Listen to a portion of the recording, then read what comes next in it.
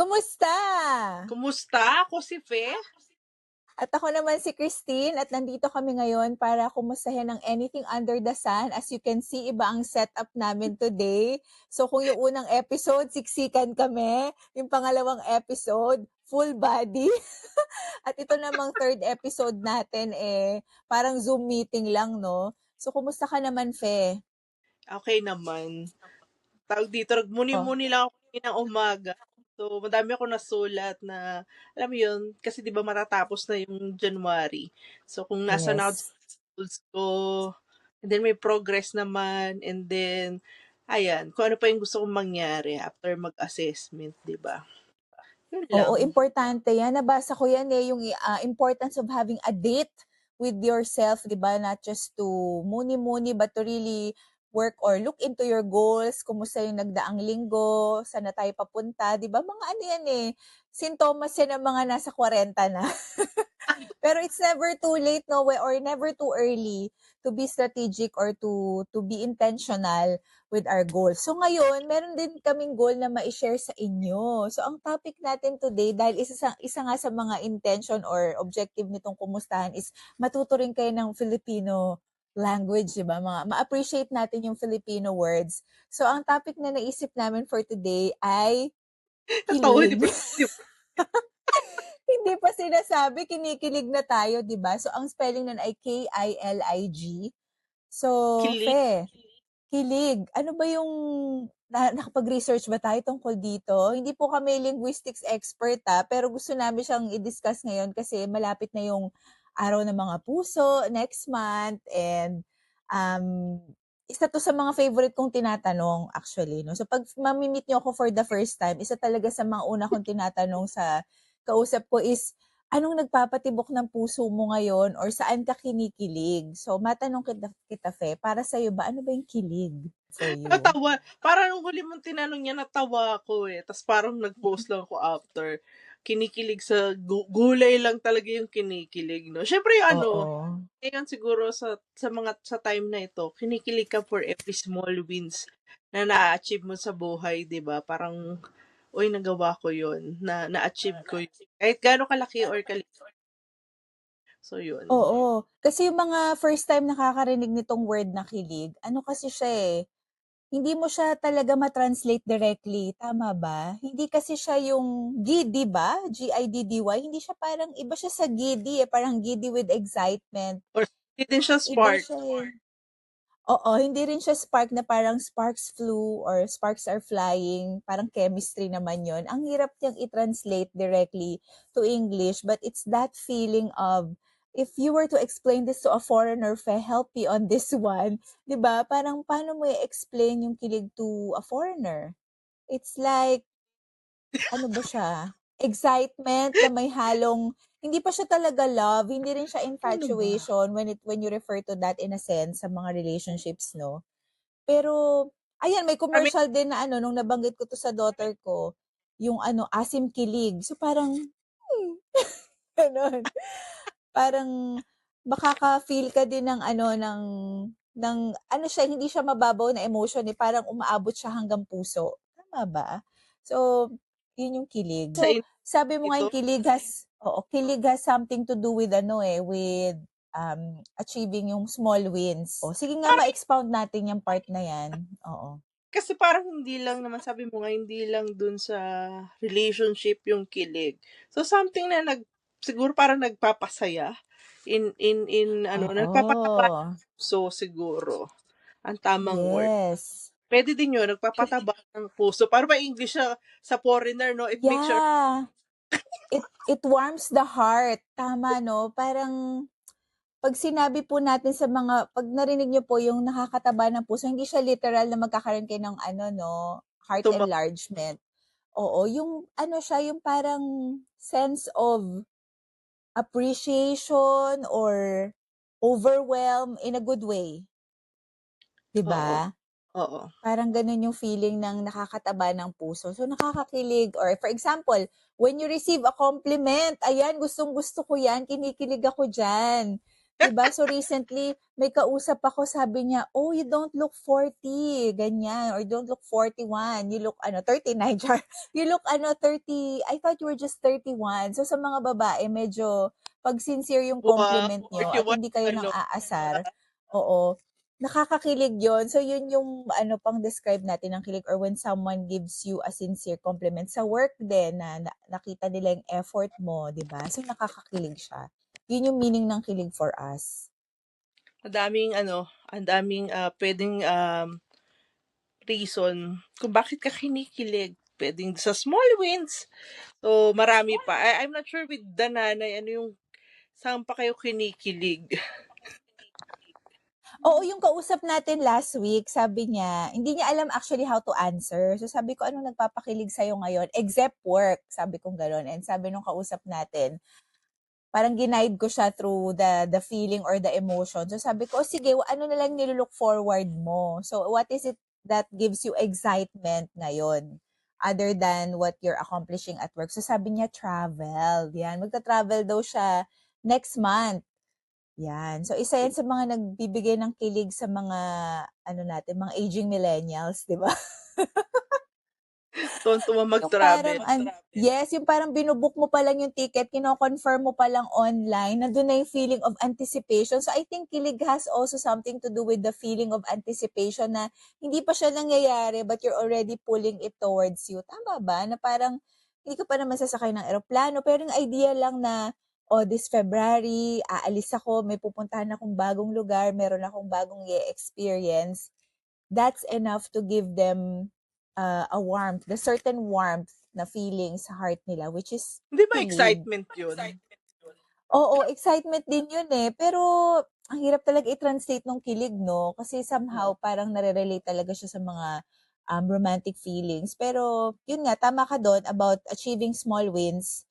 It's something na somehow may sense of pride, accomplishment, anticipation, halo-halo. Ang ganda talaga Haluhan. ng word na kilig. Oo, halo-halo siya na emotion. Ayan, ako naman iniisip ko kailan ba ako huling kinilig. O di ba pag may nagbibigay sa'yo ng ano, ng regalo, nakakakilig. Pag gusto mo yung person. Kasi pag di Pag mo gusto ayaw, yung ayaw. person, oo, pag di mo siya masyadong type, parang kakabahan ka. Okay, tandaan niyo po yun sa mga nag-aaral ng mga emosyon ng Pinoy or mga Pinay to be particular, no? So pag gusto ka ng girl, kikiligin yun pag binigyan mo ng chocolates. Pero pag hindi ka niya masyado type, ano yon, kakabahan siya.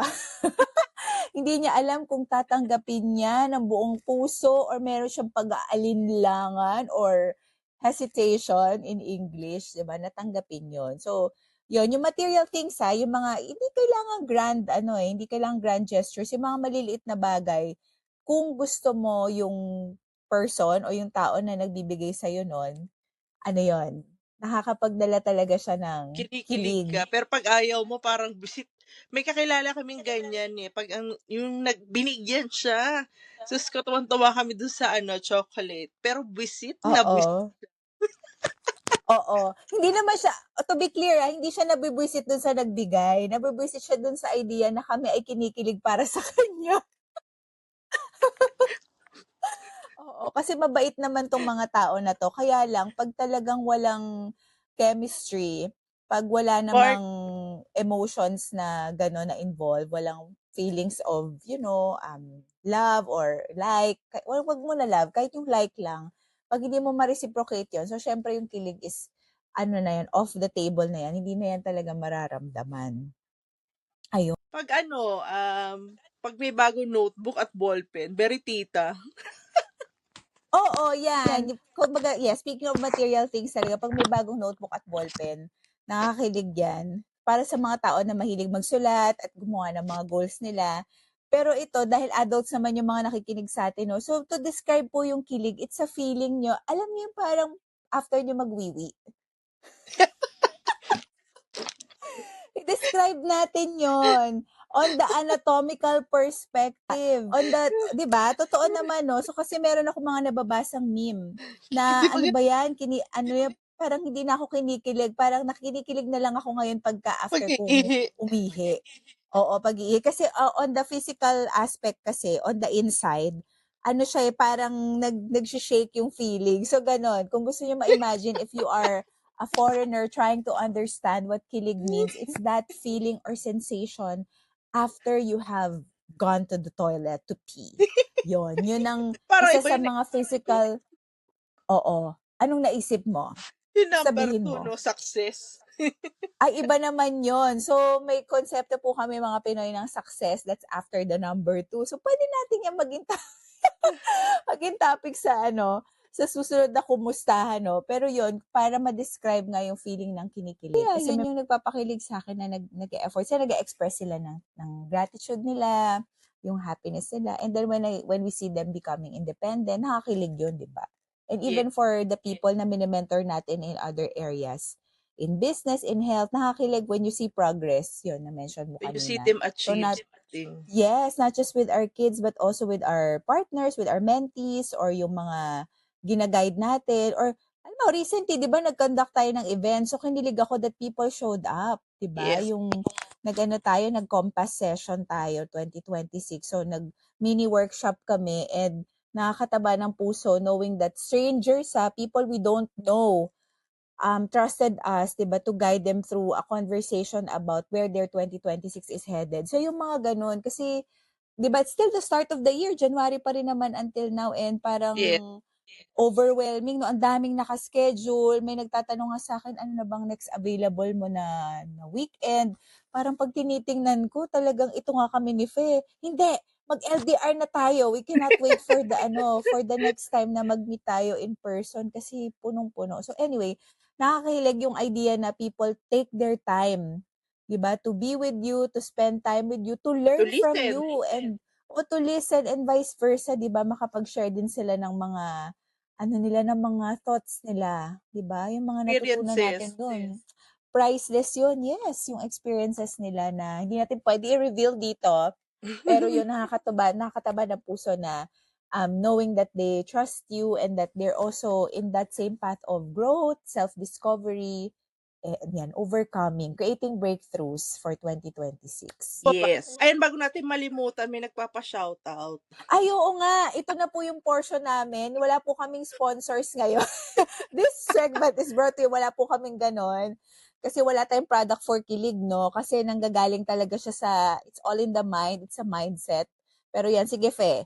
Take it away. Sino ba i-shoutout natin today? Ayan, grabe yung pagsuporta ng kaibigan natin to. Despite di pa natin uli siya nakikita for so long. Yes. Ayan, so hi kay Champ.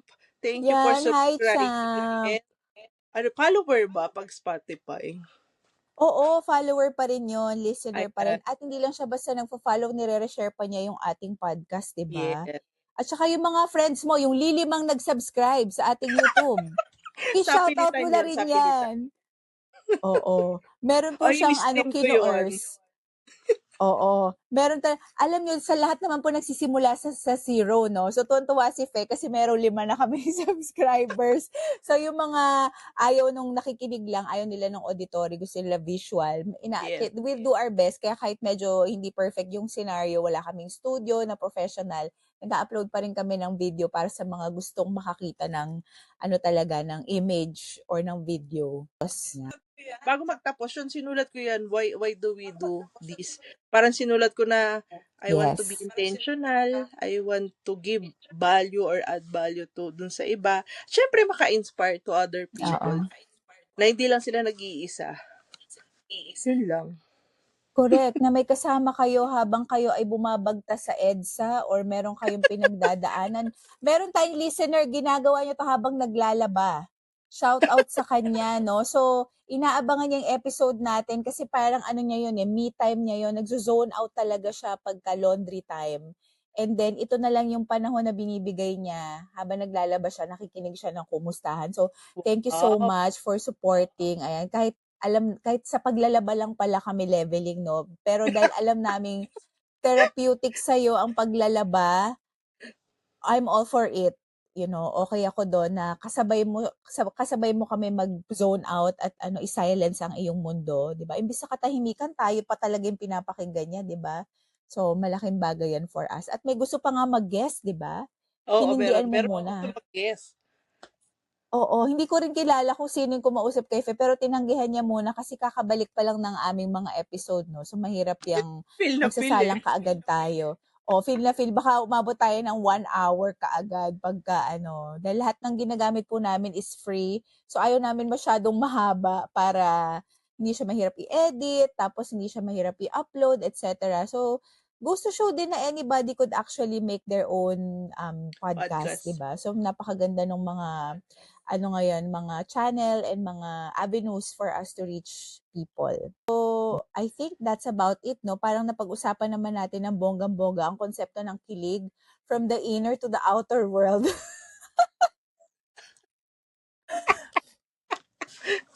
Ito na, to end, stay healthy. Stay happy. Until the next, kumustahan! Kumustahan? Bye! Bye.